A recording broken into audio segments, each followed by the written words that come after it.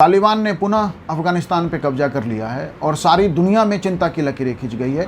खासकर भारत डरा हुआ है और भारत के लिए अफगानिस्तान में तालिबान का सत्ता पुनः प्राप्त करना किन समस्याओं को लेकर आएगा। हमने देखा कि हमने मुश्किल से अपने एम्बेसी स्टाफ को तालिबान से निकाल पाए हैं, तो आने वाले समय में तालिबान भारत के लिए क्या समस्याएं लेके आ सकती है और तालिबान की क्या कहानी है, कैसे अफगानिस्तान में तालिबान जो है एक बार सत्ता में आया और पुनः सत्ता से बाहर हुआ और फिर जो है सत्ता पे काबिज हो गया। अमेरिका के इतने 20 वर्षों के प्रयास क्यों विफल हो गए, तो अफ़गानिस्तान की इसी कहानी को आज हम आपसे डिस्कस करेंगे। देखिए, यदि हमें अफ़गानिस्तान को समझना है तो हमें समझना होगा कि अफ़गानिस्तान जो है मल्टी इथनिकल और मल्टीलिंगुअल समाज है और मुख्य रूप से जो अफ़गानिस्तान में वैसे तो वहाँ कई कबायली गुट हैं या आप कह सकते हैं कि कई इथनिकल ग्रुप हैं, लेकिन जो मुख्य ग्रुप है उसमें पश्तून हैं लगभग 39% के आसपास। दूसरा महत्वपूर्ण जो ग्रुप है वो ताजिक है, वो 20% से अधिक है, और तीसरा हजारा। तो तीन महत्वपूर्ण वहाँ पे इथनिकल ग्रुप हैं, पश्तून, ताजिक और हजारा। एक चौथा ग्रुप भी है उज़्बेक। इसके अलावा अन्य कई छोटे छोटे ग्रुप हैं। उज़्बेक की संख्या अप्रॉक्स 6% है।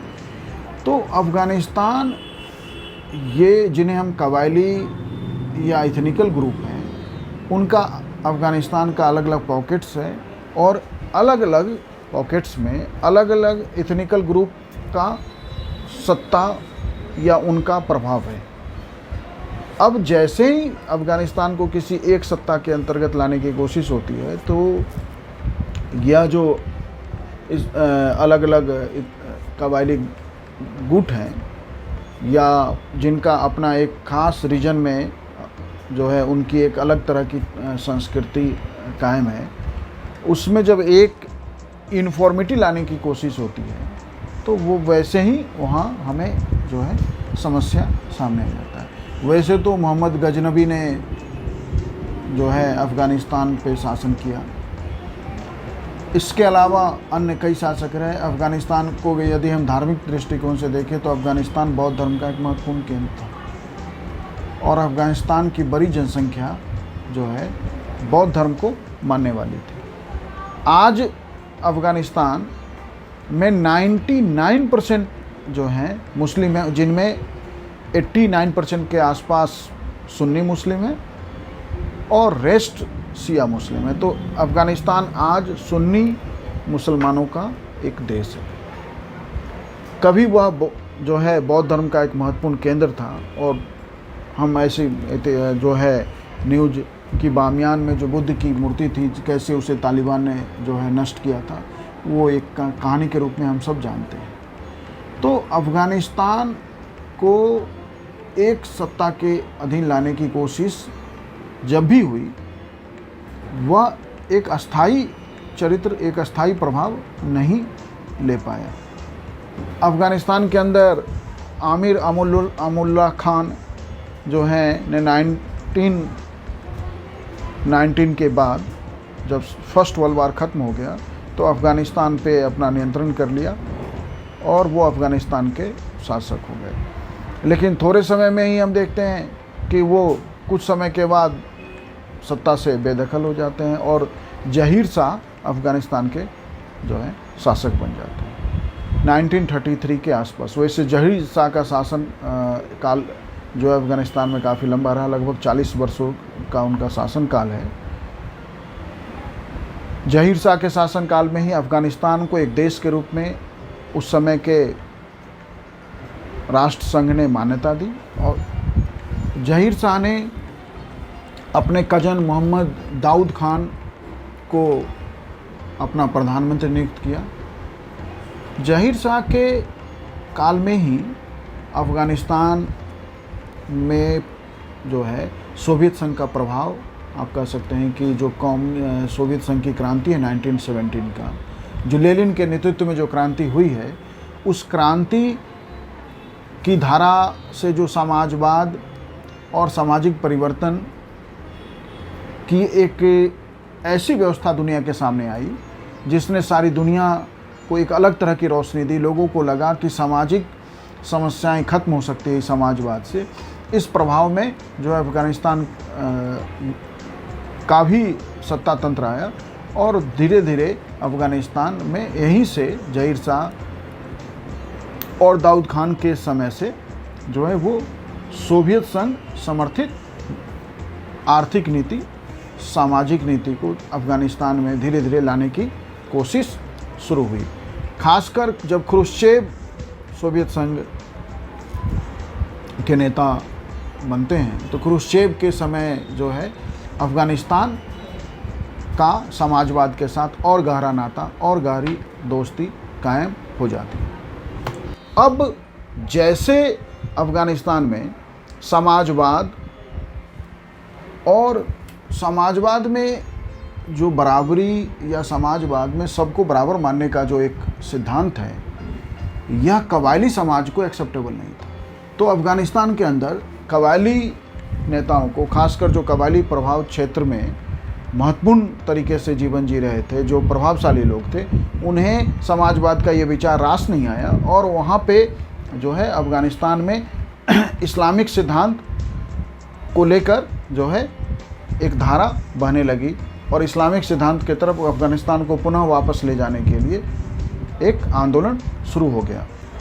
सोवियत संघ के प्रभाव से अफ़गानिस्तान की कम्युनिस्ट सरकार काम करने लगती है, या अफ़गानिस्तान की कम्युनिस्ट सरकार कहना तो ठीक नहीं है, लेकिन अफ़गानिस्तान की जो सरकार है वो समाजवादी धारे के प्रभाव में काम करने लगती है।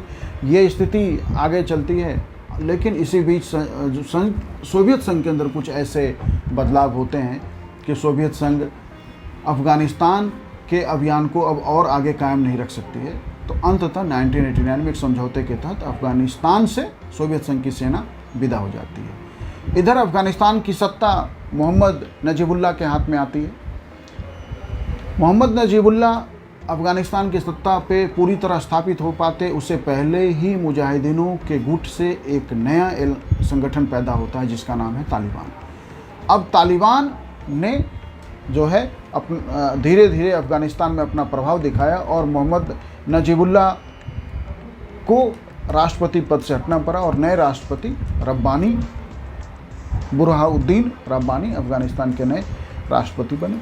लेकिन अंततः तालिबान के प्रभाव को वो भी नहीं रोक पाते और रब्बानी को भी सत्ता से बेदखल हो जाते हैं और तालिबान धीरे धीरे अफ़गानिस्तान पे कब्जा कर लेता है। यहीं से तालिबान की कहानी हमारे सामने आती है।